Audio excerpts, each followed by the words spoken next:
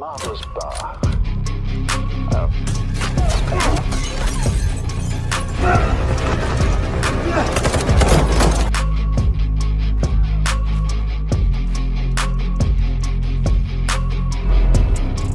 Halo sobat, kembali di channel Oke Bung. Kali ini gua bercerita film action seru berjudul Assassin's Club, rilis tahun 2023.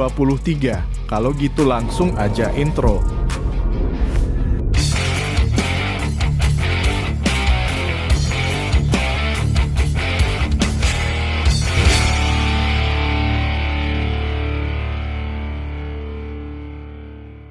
Di awal kisah tampak seorang gadis yang baru tiba di rumah usai bersekolah bernama Jonah.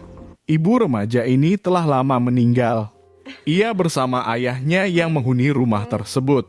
Sang ayah yang bernama Yakub adalah kontraktor gas yang sukses di kota Praha. Saat itu Yakub menyuruh putri tunggalnya ini untuk bersiap pergi ke sebuah pesta penting. Dan 3 menit berselang, datanglah adik Yakub yang bernama Marius.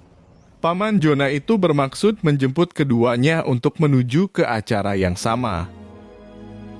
Ketika Yakub tengah sibuk berdandan, tiba-tiba ia diserang orang bertopeng yang berniat membunuh, dan tidak sengaja Jonah melihat kejadian ini.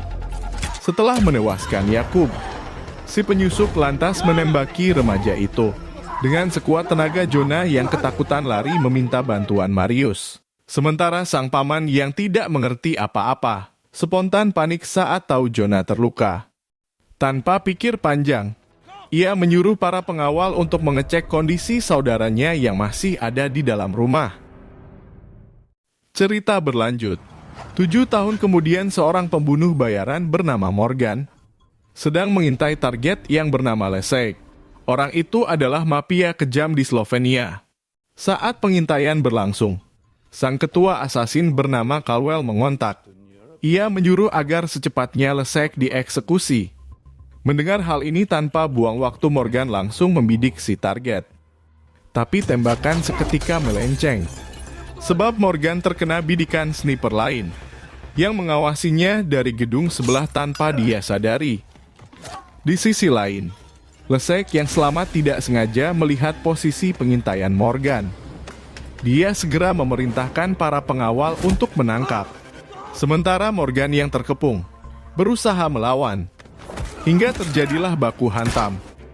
Dengan kesusahan Morgan berhasil keluar gedung dan secepatnya bergerak melarikan diri. Tapi lagi-lagi si penembak misterius mengganggu pelarian Morgan. Dia membidik ban mobil hingga menyebabkan kendaraan Morgan terbalik. Di waktu bersamaan Leszek yang mengejar bergerak mendekati. Beruntung di saat yang tepat Morgan segera sembunyi dan tidak berhasil ditemukan. Semenit kemudian terjadi keanehan. Pria yang menembakinya ternyata berniat membunuh Leszek juga. Morgan melihat kejadian itu. Setelah situasi dirasa aman, Morgan memutuskan kembali ke penginapan. Sambil mengobati luka, Morgan mengontak Caldwell. Ia memberitahu jika ada asasin lain yang mengincar dirinya. Dan yang menewaskan Leszek adalah si pria misterius itu. Ketika mendengar hal tadi, Caldwell anehnya seperti tidak menanggapi. Dia malah menyuruh Morgan untuk secepatnya pulang ke Roma. Caldwell menjelaskan ada pekerjaan baru yang telah menanti. Scene berpindah di kantor Interpol Prancis. Seorang agen bernama Vos menerima info tentang kematian Leszek. Sebagai agen senior, Vos langsung mengadakan rapat dengan para staf. Ia mencurigai kematian si mafia akan memunculkan kriminal baru yang lebih sadis di kawasan Eropa Timur. Karena tidak ingin hal itu terjadi, Vos memerintahkan para agen Interpol untuk memata-matai jaringan kejahatan yang berada di bawah naungan Leszek. 3 hari kemudian, sampailah Morgan di apartemen miliknya di kota Roma. Hari itu ia ingin menemui sang kekasih yang bernama Sophie. Karena lama tidak bertemu, Morgan berencana menikmati malam hanya berdua dengan wanita ini. Esok paginya ia menjumpai Caldwell di sebuah kafe. Saat berbincang, Morgan mengatakan niat untuk mengundurkan diri dari profesi asasin. Sementara Caldwell yang mendengar hal tadi terlihat keberatan. Ketua agensi itu memberitahu, ada satu pekerjaan terakhir yang harus kau selesaikan sebelum memutuskan pensiun. Ini adalah permintaan dari klien spesial yang berani menawarkan upah senilai 6 juta dolar. Caldwell lantas menjelaskan, ada 6 kontrak terpisah. Dari setiap membunuh satu target, Morgan berhak mendapat uang 1 juta dolar. Artinya ada 6 orang yang akan dihabisi Morgan. Setelah berpikir, akhirnya Morgan mau menerima pekerjaan itu. Ia tergiur dengan bayaran tinggi yang akan diterima. Cerita berlanjut. Usai pertemuan tadi, Morgan kembali menemani Sophie. Ia berniat menikahi wanita ini dalam waktu dekat. Ketika tengah asik berjalan di taman kota, tiba-tiba keduanya diserang oleh pria asing yang berniat membunuh. Sementara Morgan yang terbiasa menghadapi kondisi seperti itu, langsung membalas dan terjadilah baku hantam. Dengan sadis Morgan bisa menewaskannya. Ia juga sempat mengambil foto wajah si pria misterius. Setelah diperhatikan ternyata si penyerang adalah orang yang mengganggu misinya saat mengintai Leszek. Berikutnya Morgan bergegas mengantarkan sang kekasih pulang ke apartemen. Setelah sampai, wanita itu bertanya, sebenarnya apa yang terjadi? Kenapa jurnalis foto seperti dirimu diincar oleh seorang kriminal? Morgan bingung harus menjawab apa. Karena yang Sophie tahu ia adalah pekerja kantoran biasa. Ketika itu Morgan hanya menjelaskan, jika saat ini Sophie tidak aman berada di dekatnya. Ia juga meminta agar perkelahian di taman tidak diceritakan pada siapapun. Singkat cerita, Morgan berniat menemui Caldwell. Ia ingin memastikan pria misterius yang menyerangnya seorang asasin atau penjahat kambuhan. Setelah tiba di kediaman Caldwell, Morgan langsung menunjukkan foto wajah yang diambil tadi. Dan tidak diduga sang ketua agensi mengenal pria asing itu. Caldwell mengatakan orang ini bernama Alec, mantan sniper tentara bayaran. Alec merupakan salah satu target dalam 6 kontrak terpisah Morgan, yang artinya masih tersisa 5 target lagi. Dan 1 juta dolar berhak didapat Morgan karena sudah menghabisi 1 orang target. Berikutnya, Caldwell menjelaskan hal yang mengejutkan. 6 kontrak terpisah yang dimiliki Morgan. Semua targetnya adalah pembunuh bayaran. Dan 6 asasin ini memiliki kontrak yang sama seperti misi Morgan. Artinya 7 asasin diberi kontrak untuk saling membunuh. Morgan termasuk jadi target dalam kontrak itu. Karena Alex sudah tewas. Tinggal 5 asasin lagi yang tersisa. Caldwell juga merahasiakan klien spesial yang mendanai kontrak tersebut. Mendengar hal ini Morgan merasa terjebak. Sebelum ia meninggalkan lokasi, ketua agensinya itu memberi sebuah flash disk yang berisi identitas 5 asasin yang harus dihabisi. Tiba di apartemen, Morgan langsung mengecek flash disk. Di sana ia menemukan 5 nama target. Yang pertama pria bernama Raider, seorang psikopat yang gemar menyiksa korbannya. Yang kedua pria bernama Pablo. Dia suka membunuh menggunakan racun. Yang ketiga wanita bernama Yuko, seorang petarung mematikan. Yang keempat pria bernama Demir, pembunuh berdarah dingin. Dia sekarang dikurung dalam penjara Bosnia. Yang kelima bernama Vicky alias Falk. Orang ini sangat merahasiakan wajah dan sidik jarinya. Vicky diduga bekerja di jaringan spionase. Saat itu Morgan juga menemukan sebuah instruksi. Tiap kematian target harus dikonfirmasi dengan mengirimkan jari korban ke kotak pos yang beralamat di Paris. Karena penasaran, malam itu Morgan memutuskan pergi ke kota Paris. Ia ingin mengetahui siapa orang yang menerima paket konfirmasi. Sebelum berangkat, Morgan mengaktifkan alat pengintai di apartemen. Ia juga menghapus semua foto di medsos, agar tidak ada yang tahu kebersamaannya dengan Sophie. Adegan berpindah. Di malam yang sama, seorang asasin bernama Vicky sedang berada di satu penjara Bosnia. Dengan menyuap penjaga, ia melangkah santuy memasuki sel yang ditempati Demir. Saat bertemu si target, Vicky langsung bergerak membunuh, dan setelah berhasil menewaskan, Vicky lantas memotong jari Demir untuk dikirimkan ke alamat pos di Prancis. Scene berlanjut, besoknya seorang polisi Prancis bernama Leon terlihat mengambil paket dari satu kotak pos. Pria ini tampak membawa paket itu ke sebuah lab forensik untuk diperiksa. Berikutnya, Leon menemui seorang wanita yang baru membeli sebuah gedung di tengah kota Paris bernama Jonah. Dia adalah putri dari Yakub, pria yang terbunuh di awal cerita. Sejak kematian Yakob, bisnis sang ayah diambil alih oleh paman Jonah yang bernama Marius. Dari perbincangan mereka diketahui, Jonah telah menggelontorkan uang senilai 6 juta dolar. Tujuannya untuk membantu kepolisian menyelidiki Marius yang kerap menggunakan pembunuh bayaran untuk menghabisi pesaing bisnis. Jonah juga menginginkan asasin yang pernah dikontrak pamannya segera ditangkap. Dia menduga Marius telah menyewa seseorang demi membunuh ayahnya. Tapi yang jadi masalah, Jonah tidak mengetahui siapa asasin bertopeng yang telah menikam Yakob. Usai pertemuan tadi, Leon langsung berniat pulang. Di tengah perjalanan, ia disergap Morgan yang sudah mengintai dari kemarin. Ketika itu Morgan menanyakan, untuk siapa Leon bekerja? Mengapa mengambil paket berisi jari? Leon yang melihat todongan pistol spontan menjawab, paket ini dikirim seseorang tanpa nama. Si pengirim pertama kali menghubungi polisi lewat sebuah email atas nama Maat. Dan email itu tidak bisa dilacak. Email tersebut memberi instruksi agar petugas membuat alamat pos untuk menerima paket. Setelah mengikuti arahan, ternyata potongan jari yang diterima. Waktu dicek di lab forensik, rupanya jari tersebut milik seorang pembunuh bayaran.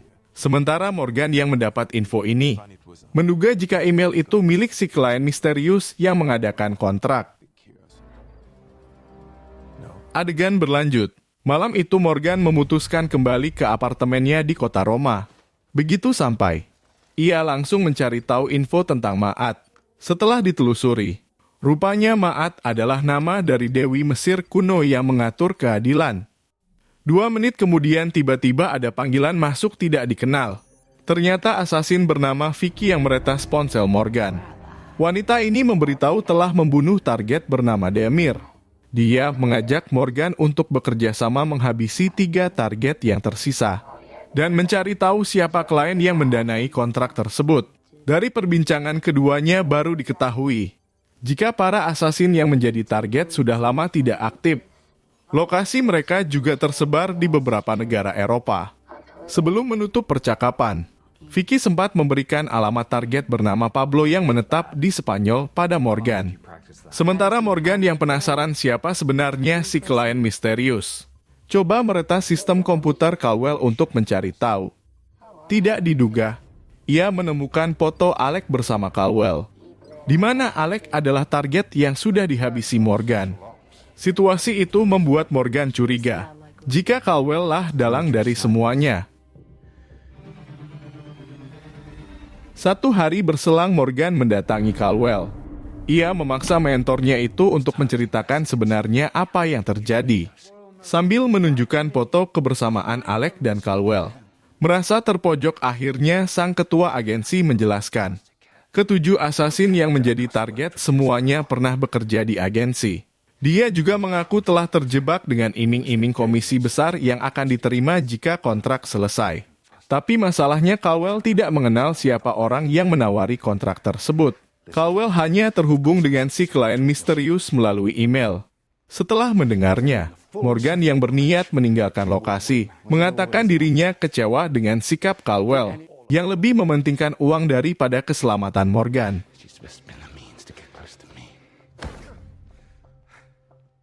Hari berikutnya, Morgan bergerak ke Spanyol mencari target bernama Pablo.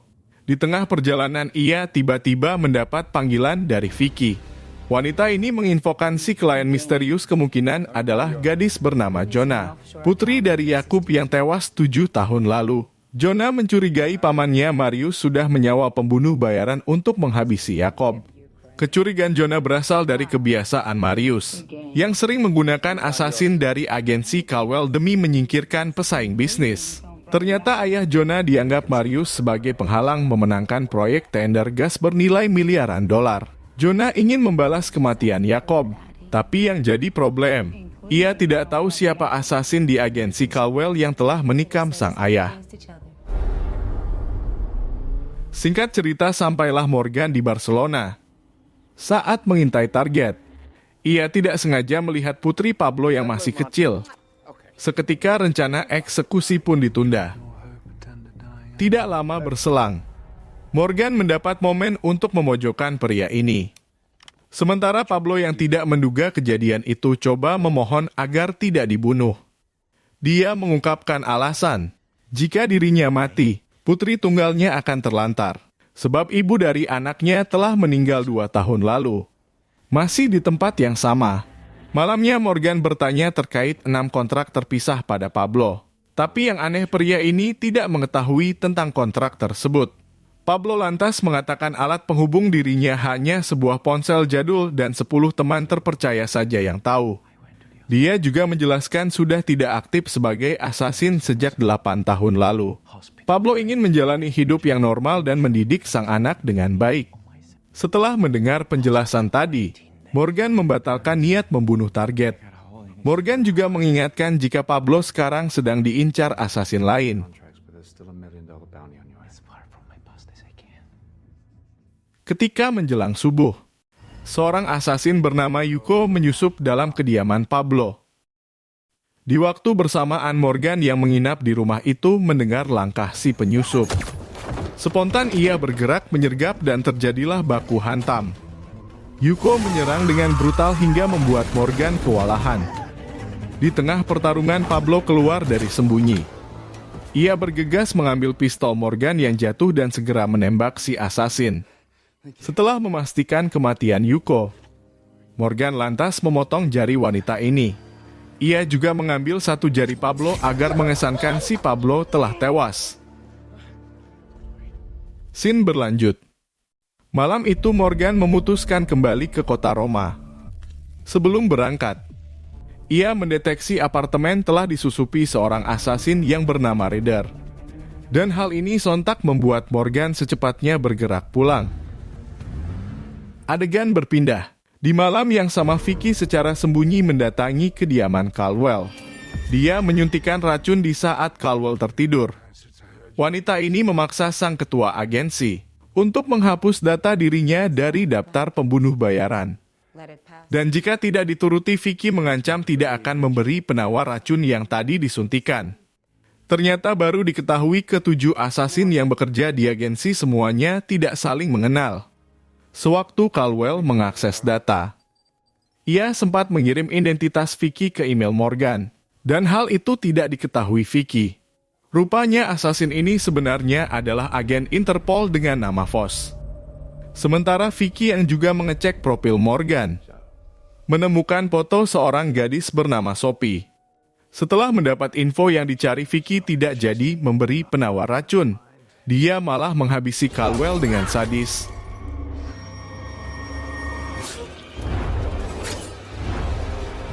Besok paginya, Morgan yang masih dalam perjalanan pulang mendapat panggilan ponsel dari Vicky. Dia memberitahu Caldwell telah tewas di tangannya semalam. Vicky juga mengatakan jika lokasi pacar Morgan sudah diberikan pada Ryder.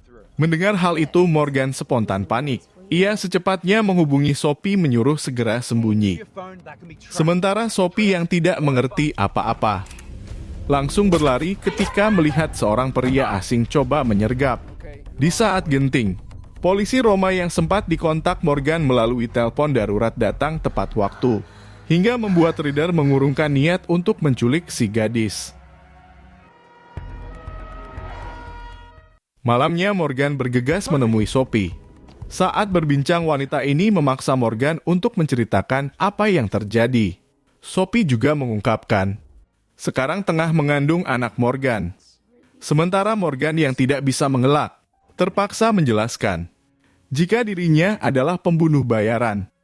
Seusai dari militer, Morgan direkrut Caldwell untuk bekerja sebagai asasin. Tugasnya membunuh sesuai order klien yang mau membayar. Di scene yang sama, Morgan mengatakan berniat pensiun dari profesi ini karena ingin hidup normal hanya bersama Sophie.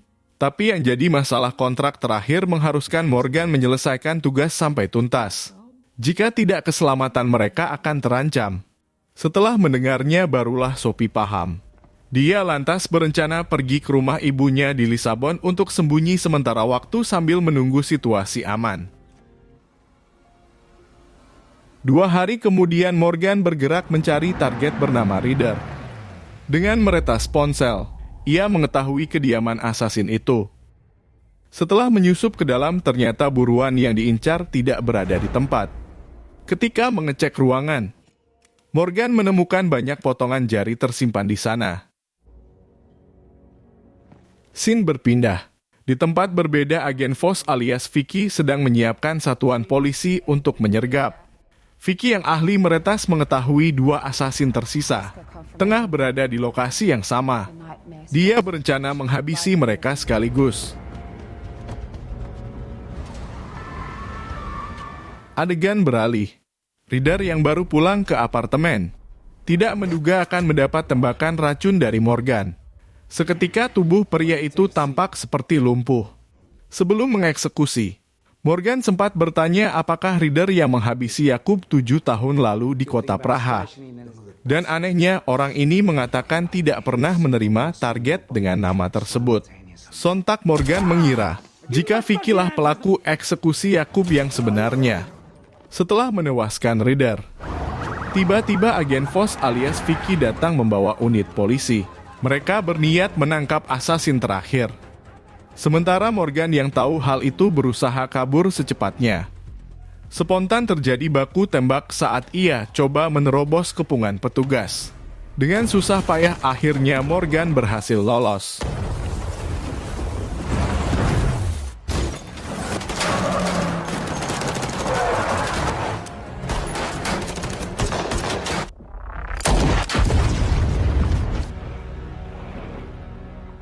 Malamnya Morgan berencana menyandera Leon yang tengah sendirian.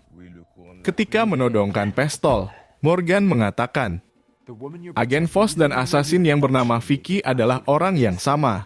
Hal ini berdasar email dari Caldwell yang dikirim beberapa hari lalu sebelum si ketua agensi meninggal. Morgan juga memaksa Leon agar bisa dipertemukan dengan agen Voss untuk membuktikan tuduhannya tadi. Karena penasaran dengan info ini, akhirnya Leon mengatur penjebakan. Dia menelpon atasannya itu supaya datang ke ruang forensik untuk melihat sesuatu yang penting. Saat mereka bertemu, agen Voss langsung menyerang Morgan dan juga melukai Leon. Spontan baku hantam terjadi. Duel keduanya berlangsung sengit, hingga Morgan bisa membuat Vicky kewalahan. Tapi belum sempat Morgan mengeksekusi, tiba-tiba polisi datang menyelamatkan agen Voss.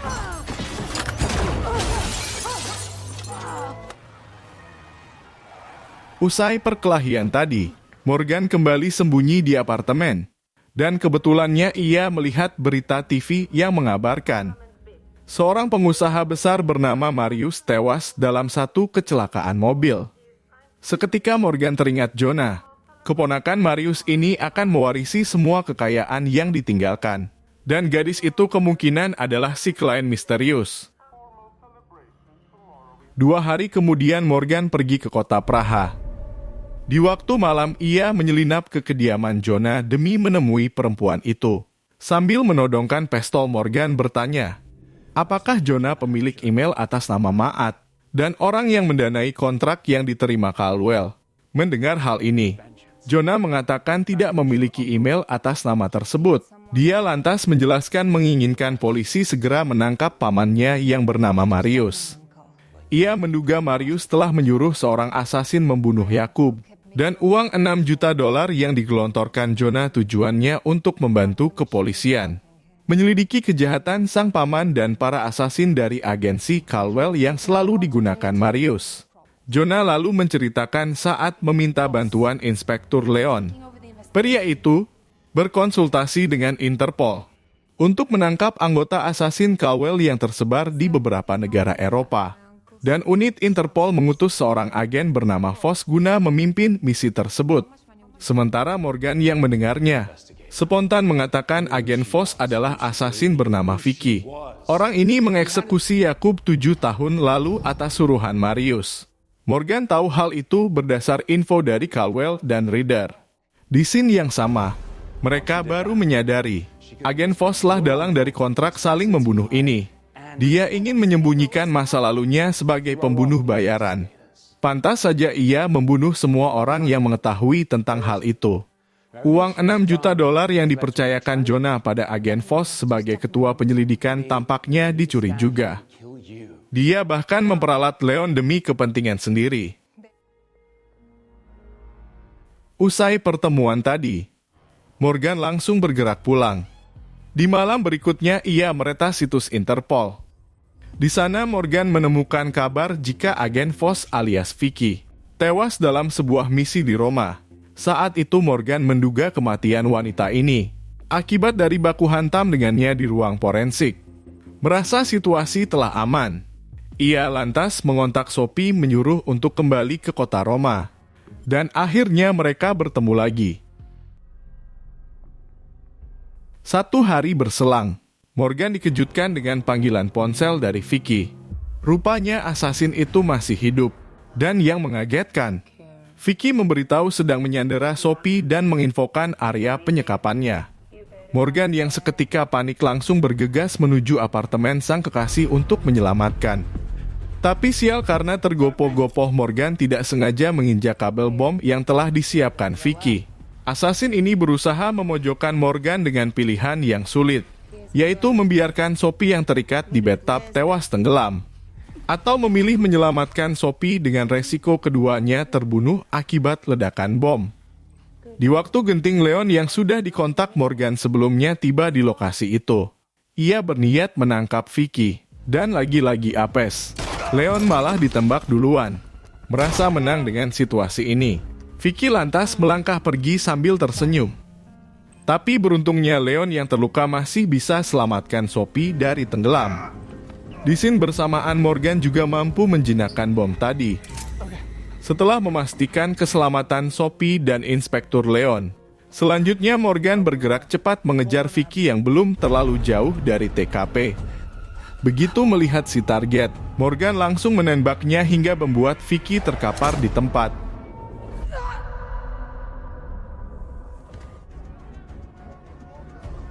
Singkat cerita, Morgan bersama Sophie akhirnya bisa hidup dengan tenang. Setelah kejadian itu, mereka memilih pindah ke Lisabon untuk memulai lembaran baru.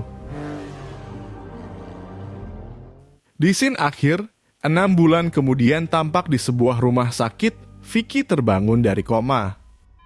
Tamat. Film ini mengisahkan seorang pembunuh bayaran yang ingin berhenti dari profesinya demi menjalani hidup yang normal, tapi malah terjebak dalam misi mematikan.